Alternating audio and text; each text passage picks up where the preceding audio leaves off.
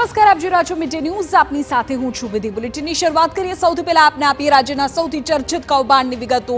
BZ કૌભાંડ મામલે જાણકારી મળી રહી છે કે તેમાં હવે ભૂપેન્દ્ર ઝાલાના ભાઈની અટકાયત થઈ છે. રણજીત ઝાલાની અટકાયતના સમાચાર મળી રહ્યા છે. સીઆઈડીની ટીમ ગ્રોમોર કેમ્પસમાં તપાસ માટે પહોંચી હતી. વધુ એકવાર તપાસ માટે ટીમ ગ્રોમોર કેમ્પસ પહોંચી છે.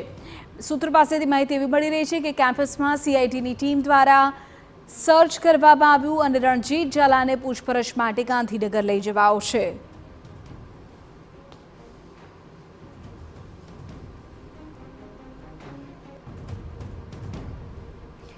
તો બીઝેડ કૌભાંડ મામલે આ મળી રહ્યા છે મોટા સમાચાર. ભૂપેન્દ્ર ઝાલા કે જેનો ભાઈ રણજીત ઝાલા, જેની અટકાયત અત્યારે થઈ ગઈ હોવાની માહિતી મળી રહી છે.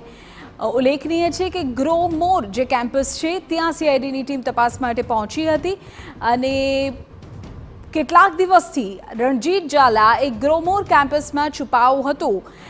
BMW અને બાઇક લઈ ગ્રોમોર કેમ્પસમાં રણજીત જતો. કેમ્પસ બિલ્ડિંગમાં મહેફિલ પણ માણતો. આ પ્રકારની વિગતો પણ અત્યારે સામે આવી રહી છે. રણજીત ઝાલાની વિગતો મળતા જ સીઆઈડીની ટીમ સતર્ક થઈ ગઈ હતી. સીઆઈડીએ વેશ બદલીને વોચ ગોઠવી તો રણજીત ઝાલા પકડાઈ ગયો. ગ્રોમોર કેમ્પસના કેન્ટીન વિસ્તારમાંથી રણજીત પકડાયો છે. ભૂપેન્દ્ર ઝાલા અને તેના બળતિયાઓની હવે વધુ વિગતો રણજીત ઝાલાની પૂછપરછથી સામે આવી શકે છે. ભૂપેન્દ્ર ઝાલાને પકડવા માટે રણજીત એક મહત્વની કડી બની શકે છે.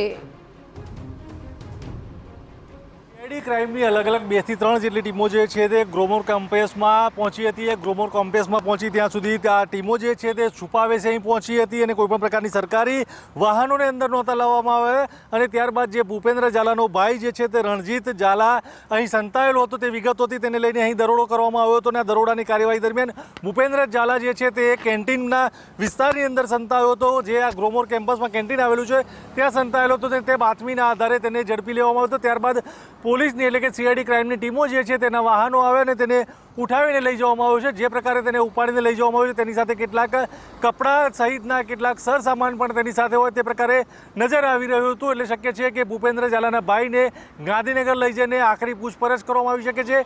જે રીતે ભૂપેન્દ્ર ઝાલાની તપાસ હાથ ધરવામાં આવી રહી છે, ક્યાં સંતાયો હતો તેની વિગતો મેળવવામાં આવી રહી છે.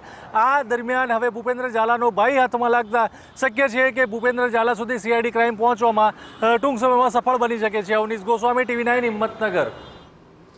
તો રણજીત ઝાલાને ની અટકાયત થઈ ચૂકી છે. બની શકે કે આ મામલે તેની પૂછપરછ કરવામાં આવે તો ભૂપેન્દ્ર ઝાલા સહિત વધુ કેટલાક નામ, વધુ કેટલાકની વિગતો સામે આવી શકે છે. રણજીત ઝાલા જે છે તે આવનારા સમયમાં વધુ કેટલાક ખુલાસા કરી શકે છે. માહિતી એવી મળી રહી છે કે પાછલા કેટલાક દિવસોથી તે ગ્રોમોર કેમ્પસમાં છુપાયેલો હતો. સીઆઈટીની ટીમે વેશપલટો કરી તેને પકડી પાડ્યો.